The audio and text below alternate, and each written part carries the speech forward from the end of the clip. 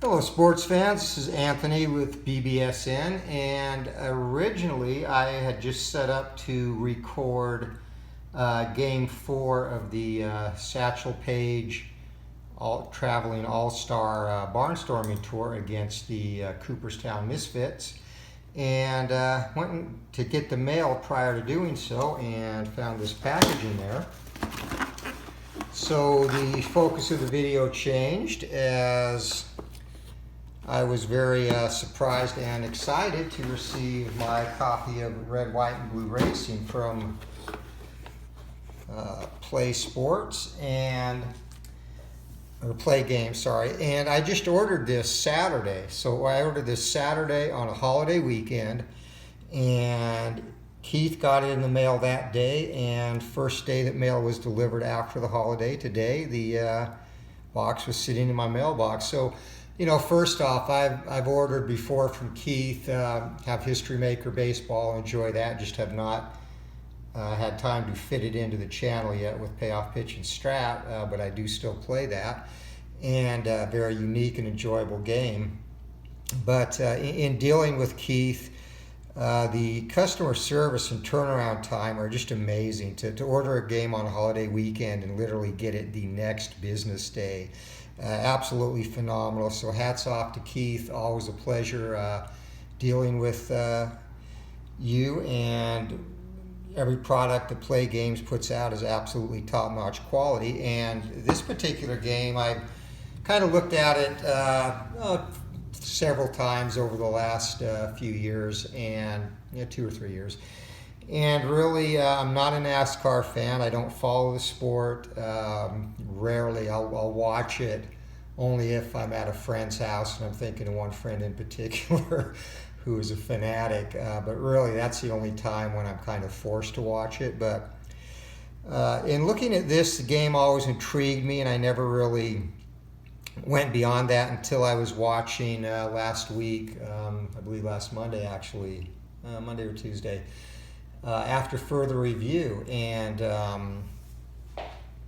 Steve got the 2018 SCRAM set and put up a game, and he does such a great job explaining things on his channel, you know, the under the hoods, the walkthroughs, and then as he goes through, makes it really easy to understand. And you know, after watching that video, I went back and watched a couple of his older videos on Red, White, and Blue Racing from previous years, and you know, basically he sold the game for Keith, got me interested, and finally I decided I had to make the purchase, so I did.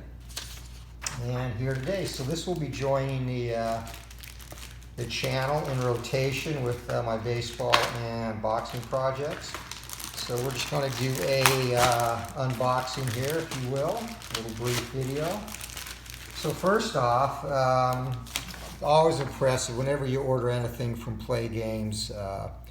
Keith sends this personalized letter, and you know, goes into a little bit of detail, hand signed about the game. Good attention to the customer again there. So let's get into the game itself, the game box. And this, when I ordered History Maker, it was a different, I guess not as sturdy game box. It was one that was kind of folded up. You put it together. But game box, very sturdy, nice cover art on there. And outside of the game box, event schedule, kind of a, this is really cool actually. I haven't read it, I just realized what it was. But this is kind of a descriptor of the SCRAM universe, and it talks about the current season and goes into a little bit of detail about you know, the history of the universe, I guess, for the fictional drivers. And that's another thing that really intrigued me. Not being a NASCAR fan, really having the real drivers would not have meant a whole bunch to me, but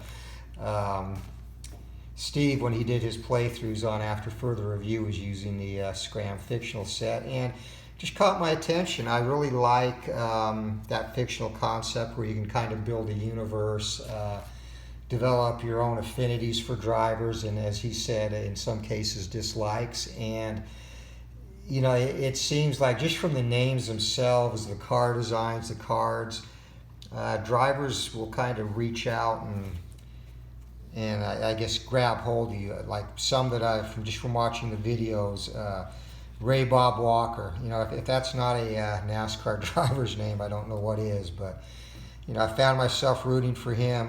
Donnie Schrupp.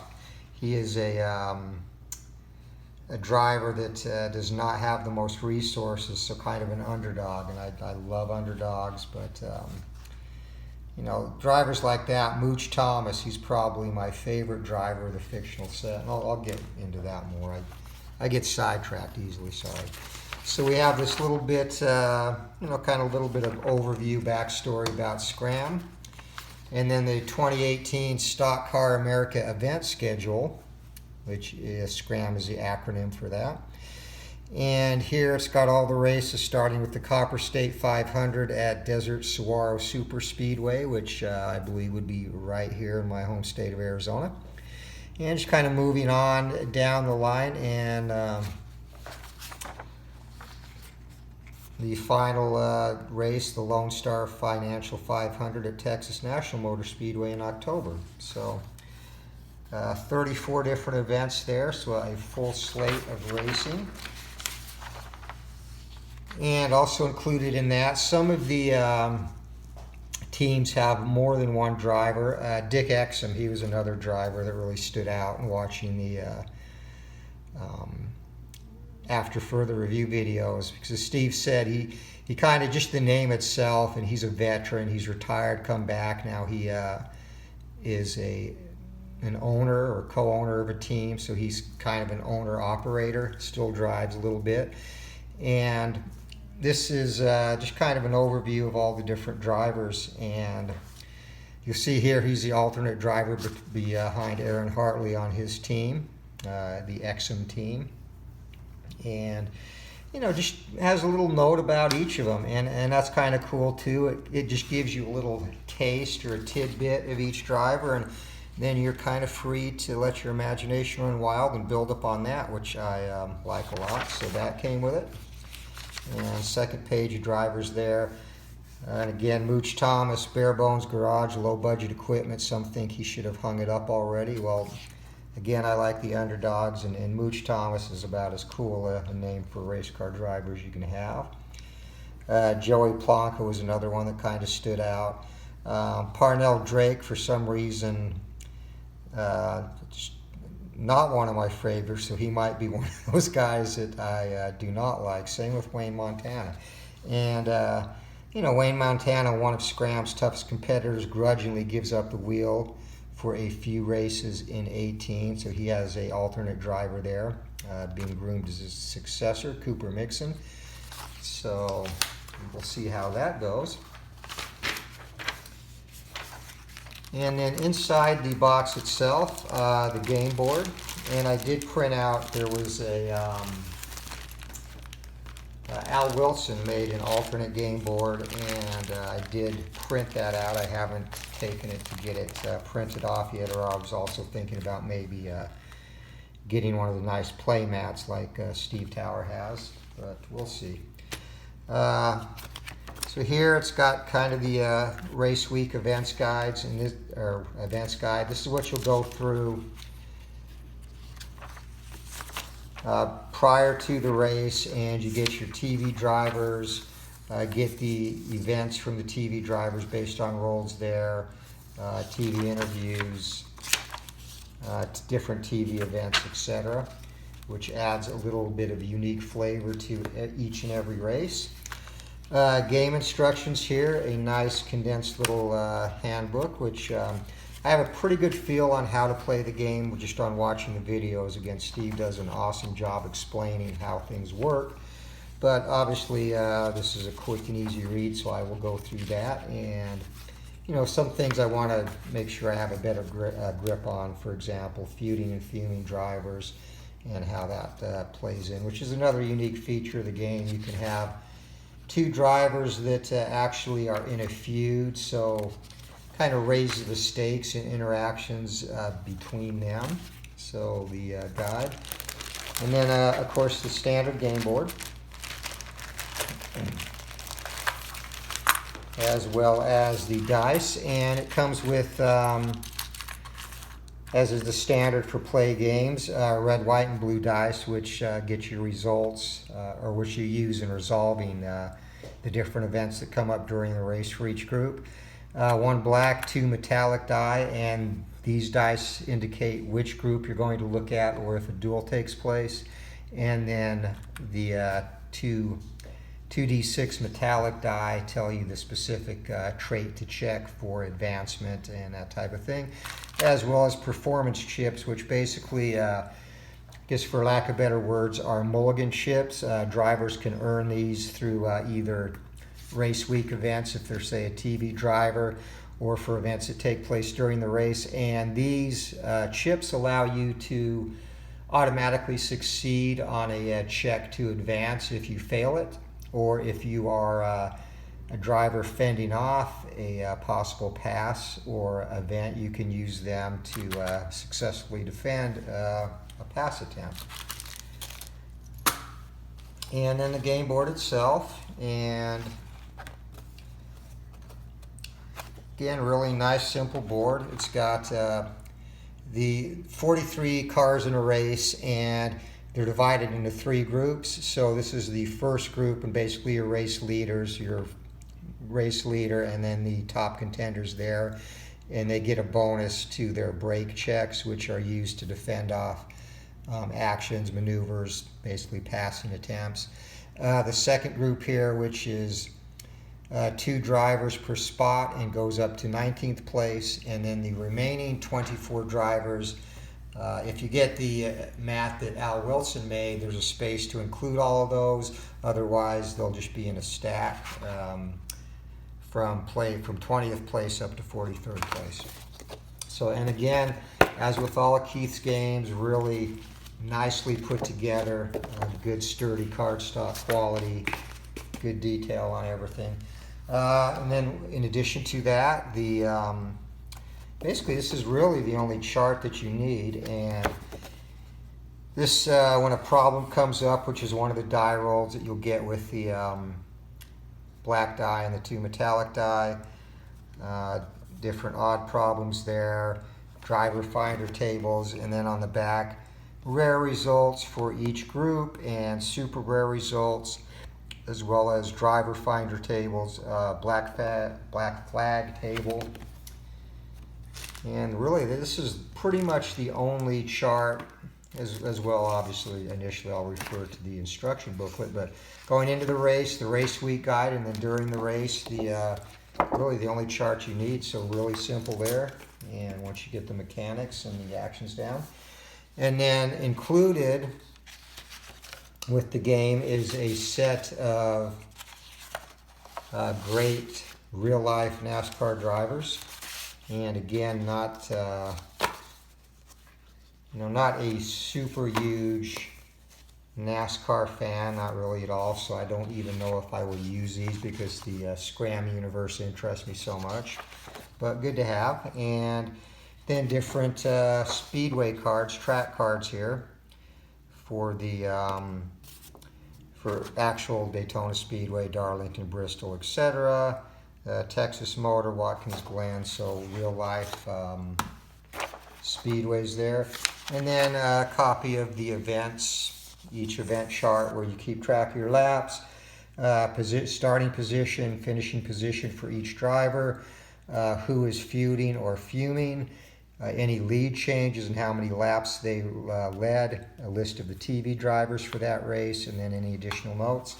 And there's also a free copy of this in Excel format, I believe, or maybe PDF on the play.com website to download when you go through this. So this is just to give you a start.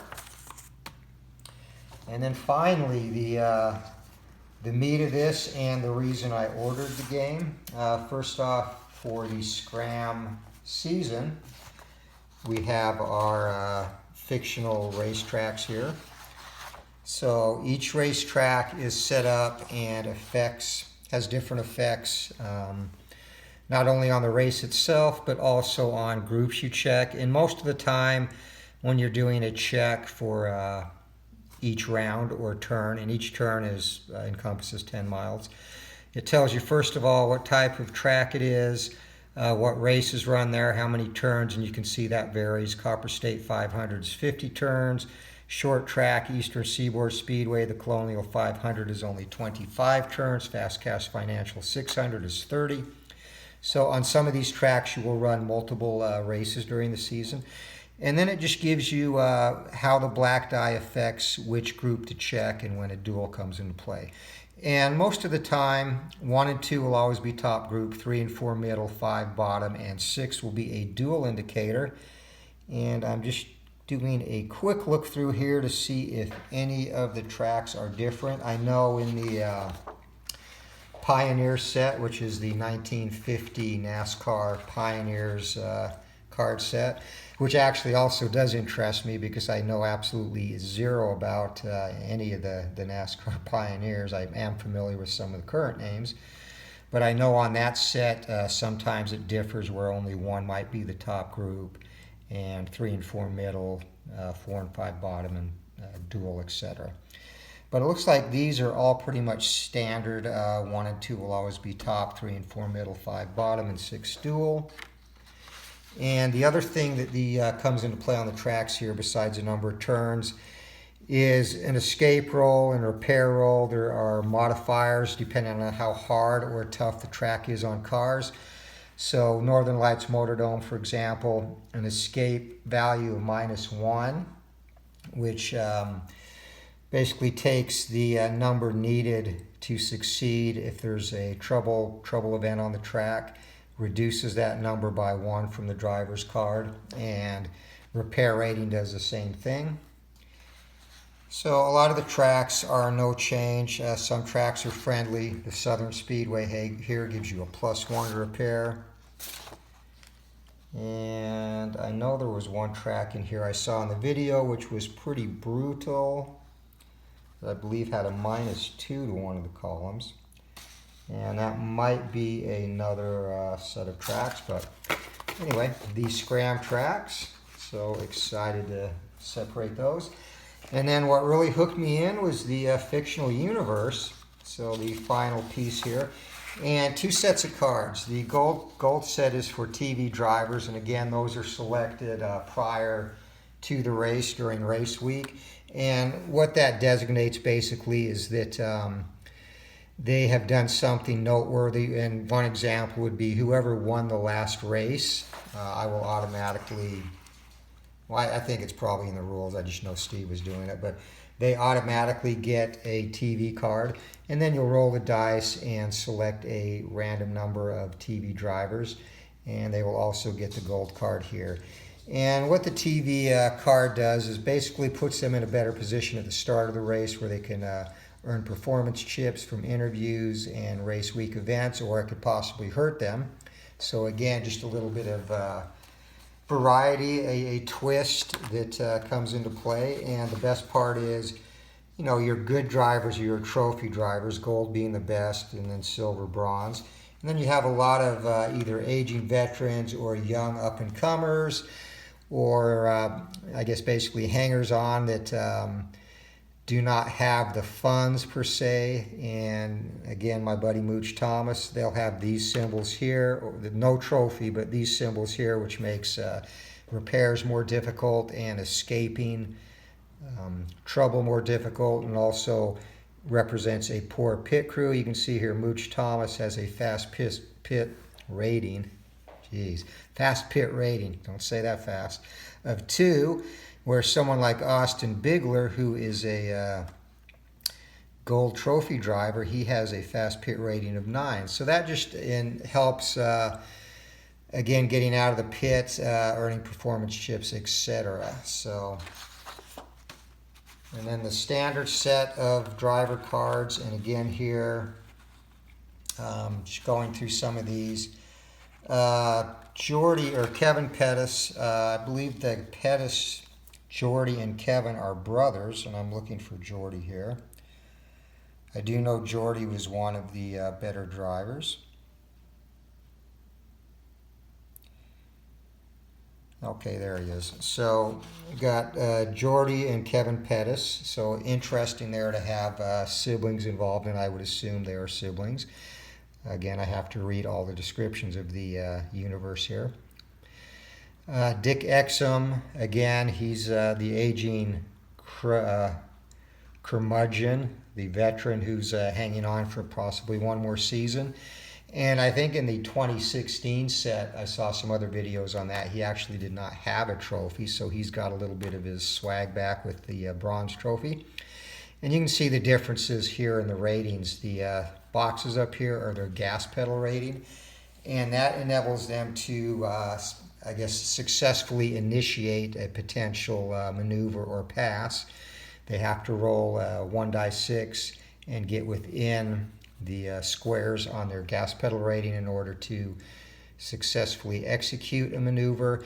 And then the driver they're attempting to overtake can also has a role to defend that using their brake burst here. And like Trevor Trostel, he is another driver that interests me. He is a younger driver, I believe, from the history I do know of the SCRAM universe, who has kind of developed into a budding superstar. And you can see here he's got there's 6 possible ratings here. He's got 4 of them, and also has an extra star by the star quality, which means if that quality comes up during a maneuver, he can check it a second time should he fail. And fast pit of 11, escape of an 8. So he's a very solid driver. And then going through and some of the drivers that do not have, the younger drivers or drivers who don't have the backing or pit crews. Ralph Roach was another that caught my eye. I'd like to see one of these non-trophy drivers do well in the season, so be looking out for them. Carl Snook, another excellent NASCAR driver name. Graham Pleasant, another one. Julie Justice, actually one of the top drivers, and she is one of a couple of 2 or 3, I believe, female drivers, and she is always among the top contenders week in and week out.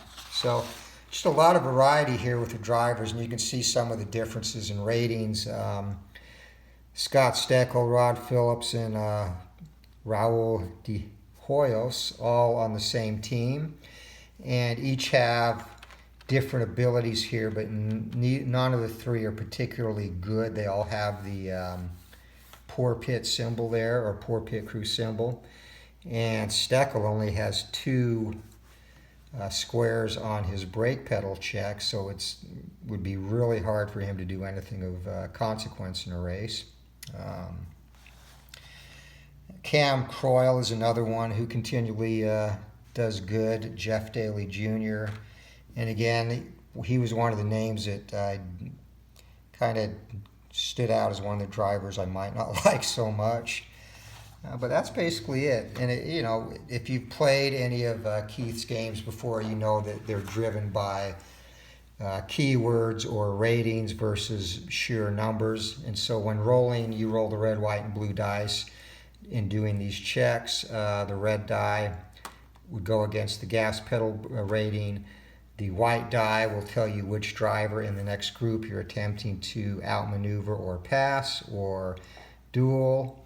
And then finally, the blue die would be the defense dice, basically, where it takes into account the brake bursts, if there's a bonus brake burst for that group, like the first group, and say you're doing a skill check, and Aaron Hartley was trying to pass Trevor Trostel. Because Trostel also has the skill, he would get an extra brake pedal for that, so that would give him a total of 4 if he was in the first group. And if you've played the game, you know all this. If you haven't, it might not make any sense right now, or complete sense, but I'm going to play the first race offline so I kind of get a hang of what I'm doing, and then I'll actually upload a race at some point this week. So that is it, Red, White, and Blue Racing, and again, very excited to have this game, and look forward to adding it to the rotation as a nice change of pace to baseball and boxing. So look for a upcoming SCRAM race soon. And until next time, keep rolling for the fences, or in this case, I guess, rolling around the oval. And have a great evening. We'll talk to you later. This is Anthony. Have a good night.